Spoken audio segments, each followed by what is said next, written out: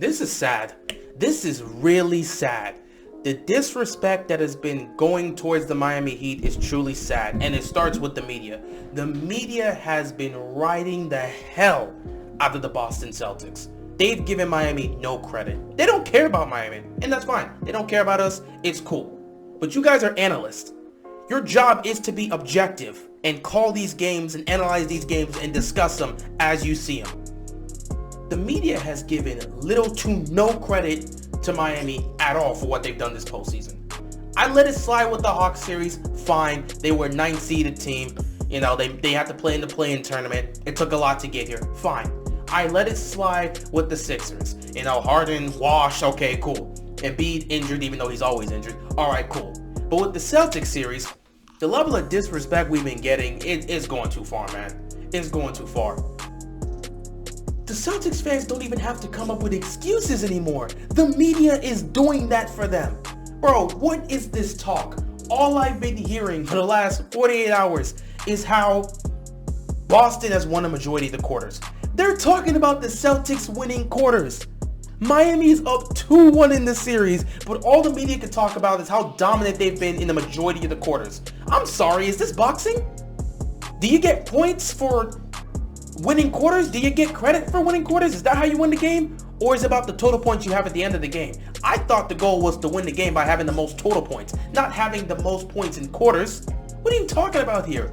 What type of excuses? The media has really been pushing this. They're talking about how dominant they've been in quarters because of the 3 games that have been played so far, Miami's only had 2 quarters where they've won. It's been 2 quarters where Miami's won them, 3 quarters where it's been a tie between them, and 7 quarters where Boston has won. So Boston has been dominating in quarters, yet they're down in this series 2-1. But all the media can focus on is, did you see how dominant they are? And because of that dominance, or at least in the quarter dominance, they're sitting back and giving no credit to the Miami Heat. None. There's been 2 people that has been giving Miami credit in the media, at least for the most part. It's been Skip Bayless and it's been Nick Wright. These are the only 2 that have actually been giving credit to what Miami's been doing defensively in the conference finals.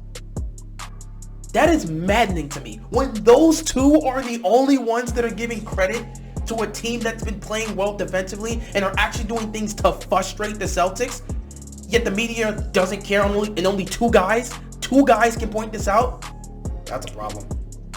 All I've been hearing is how the Celtics did this and the Celtics hurt themselves and the Celtics lost out on this. Really. It was really bad in Game 3. Miami heads into Game 3 with the series tied. After that Game 2 blowout, everyone in the media besides Nick Wright and again Skip Bayless, everybody in the media was saying the series was over. You had Broussard saying it was going to be an easy series. You had Colin Cowherd saying Miami was not going to win another game. People were straight up saying Celtics going to win this in 5. Miami's not winning another game. After 1 game, 1 blowout, it was enough for them to say Celtics are going to dominate this series. We come into Game 3. Miami has a 26-point lead. They bully these dudes in the first half. The Celtics go on a run to cut it to 15 heading into halftime.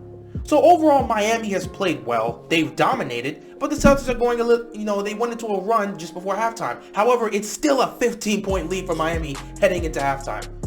You get to the halftime report, Stephen A and the crew that are there, and what ends up happening? You have Stephen A and the rest of these guys there doing nothing but praising what the Celtics did in those 2 minutes to bring it down to 15. They didn't even talk about what Miami was doing. Miami coming in here having a dominance. They didn't care to talk about that. They're like, yeah, Miami came out early on and did this, but it really felt like the energy wasn't there for the Celtics. But did you see the run they went on? Did you see Tatum hit that 3 to cut it to 15? That was a big shot by Tatum. They didn't care about what Miami was doing at all. Y'all are analysts, and you're showing clear bias to one team. And what's making it worse is the injuries. Kyle Lowry was missing in games 1 and 2. The media didn't give a damn about that. Robert Williams missing time, that's a concern. Marcus Smart and Al Horford missing time, that's a high level concern. So they can have injuries and have guys missing time, but if it happens to us, nobody cares. Jimmy Butler, Our best player did not play in the second half. And we found a way to win without him. They didn't care. We posted up 19 steals. That is a franchise playoff high. 19 steals in the game. Defensively, we were shutting these dudes down and frustrating them down the stretch. But nobody cared.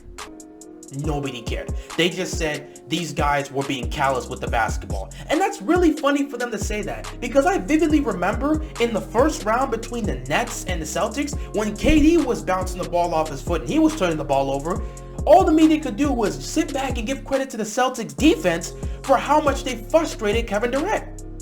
But now when the Celtics are getting frustrated, now they're getting bullied, and you have PJ Tucker bullying Jason Tatum, and you have Victor Oladipo bullying Jaylen Brown, all of a sudden it's like, now these boys are being reckless with the ball. They're being careless with it.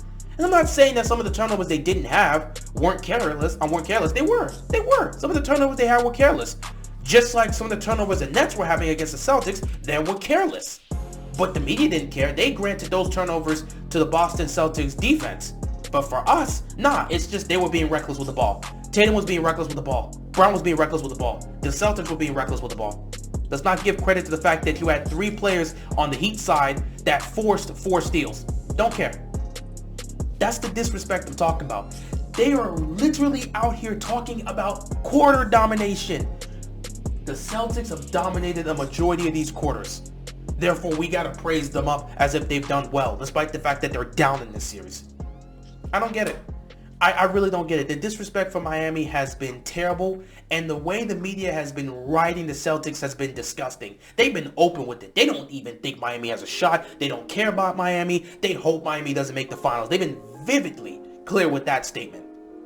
And it's sad. At the end of the day, I'm not saying Miami's going to win the championship. I don't think they have to say it. Me as a Heat fan, obviously I have trust and confidence in my team. I believe the Miami Heat can win the championship, but I'm a Heat fan. Obviously I'm going to believe that. And I'm not asking for the media to come out here and say, let me change my pick and pick the Heat. No, if you have the Celtics, stick with your pick. If you feel the Celtics are going to win, that's cool. I'm not saying Miami's going to win this series. I picked the Heat in 7, so I think it's going to be a long series. But to just sit back and not give them credit for what they're doing, that's disrespectful. You don't have to change your pick. You don't have to claim them to be the best team left. Everyone already believes the Warriors are going to win the championship, so who cares? If you have the Celtics as your pick, that's cool. But as an analyst, as somebody that's analyzing the game and you're giving an analysis, you're talking about the two teams, what is so difficult about giving credit to what Miami's done defensively? They were one of the best defensive teams in the regular season. They've been one of the best defensive teams in the postseason, just like the Celtics. So what's the problem? What's wrong with giving them the credit they deserve when they're playing well defensively? What's so difficult about doing that? I get it. The Celtics, they became the golden child for the media. Coming into the playoffs, the Celtics were not seen like that. Despite the fact that they had the best record since January, the Celtics weren't seen as the team that was favored to win. A lot of people looked at the Bucks, a good chunk of people looked at the Nets. And when they got that first round matchup between the Nets and the Celtics, we all thought that was going to 7. And some people in the media picked the Nets to win because they had Kevin Durant and Kyrie Irving. So when you have the Celtics sit back and dominate those guys and sweep them, I get it. You see that and you're thinking, well, you know what? If they can sweep Kevin Durant and Kyrie Irving, they're definitely going to the finals. Then you get into the second round. There's no Chris Middleton, but you're going up against the best player on the planet right now, in Giannis. You take him to 7. You were down 3-2. You were down 3-2 after 5 games. You went into Milwaukee and Jason Tatum had a masterclass 46 points, which was able to counter Giannis's 44 and 20 game. I get it. That forces a game 7, and then a game 7 in your house, you dominated them. You pretty much slowed down and shut out Giannis down the stretch, and you go on to the conference finals. So after sweeping Kevin Durant and Kyrie Irving, after beating Giannis in the 7-game series, why wouldn't you pick the Celtics? Who does Miami have that can match up with those guys? I get it. But at the same time, this is a team game. And Miami is a team that's built for the playoffs. You've seen how they've looked, they played offensively. You see how they play defensively. You see the depth they have. They match up very well. This was easily going to be the most difficult team that the Celtics were going to face in the postseason. In terms of defense, this was the toughest defense they faced so far. So they're going to deal with problems. So what's the problem with giving Miami their credit for what they're doing?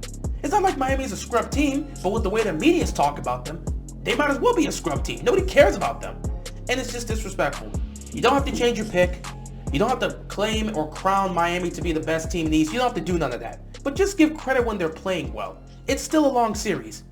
Game 4 is tonight. If Boston wins, it's a 2-2 series. But I'm already hearing people say if Boston wins, they're going to gain control now. And all of a sudden, despite the fact that Miami has home court advantage, if they win tonight, I see a bunch of people in the media saying, well, they've gained control. They're going to win this in 6. I've already heard that. They're going to win it in 6. Nobody believes Miami can win this series.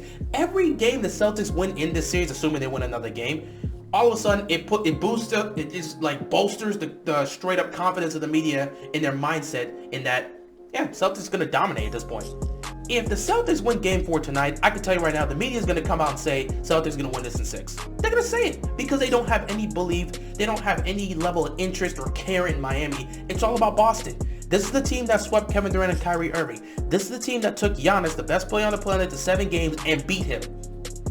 What has Miami done? Look at their resume in the playoffs. So I get it. But at the same time, the playoffs are about matchups. And Miami matches up very well against Boston. And you're seeing it in this series. And yes, Miami's been injured. Yes, Boston's been injured. Both teams are dealing with injuries. Hell, game 4 tonight, no Tyler Hero for us. You think the media cares? No. They don't. If Miami wins this game, they're not going to care. They'll talk about what the Celtics did wrong as opposed to what Miami did right to help win that game. Because that's what the media does. The media does not care about Miami. It is what it is. But yeah, I'm really getting tired of this disrespect. I would love to pop off, but I'm not even surprised to see this, man. And at the end of the day, it is what it is, you know. Miami knows what they got to do. Miami's not going to care, you know. Just like me and my dad were talking about early on, man, you know, if Miami just goes out there and wins, they'll silence everybody. Media is going to get real quiet if Miami wins tonight. I'm telling you, Miami takes a 3-1 lead, they're going to be silent. They're going to be silent. The media is going to sit back and make all sorts of excuses as to how the Celtics choked this game away and how they're choking this series away and how Tatum's not this and Tatum's not that. They won't give credit to Miami, which at the end of the day, it is what it is. And I agree with Nick Wright. I don't say that often, but I agree with the statement he made when he was talking about the Heat. Because I really have to ask that question. How long, or like, what does Miami have to do to garner respect? How long are we going to continue to respect them? What do the Heat have to do to get any credit for what they've done in the postseason? Do they have to be holding up the trophy? Do they have to win the championship do they have to win the championship before anybody gives these guys the credit they deserve? Do they have to be in the finals up 3-2 against, the Warriors before someone sits back and says, you know what? This is a really good basketball team. Miami's a really good team. Maybe we should give them some credit for what they've done defensively. At what point do we just give these guys credit? That's all I ask. But it is what it is. Miami will have an opportunity to potentially silence the crowd here and the media if they can win tonight in game 4. But we'll see what happens. Anyway, that's all I got. I'm out of here. Peace.